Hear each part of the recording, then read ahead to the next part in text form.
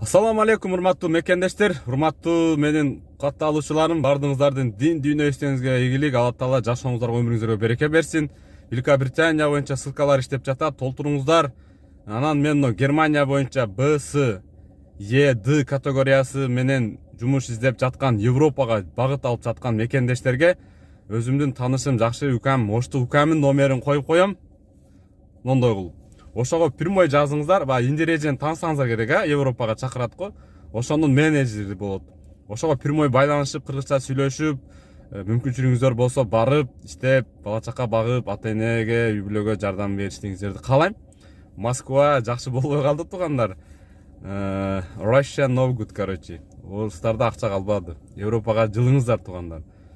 Но видеону бөлүшүп таратып коюңуздар суранам.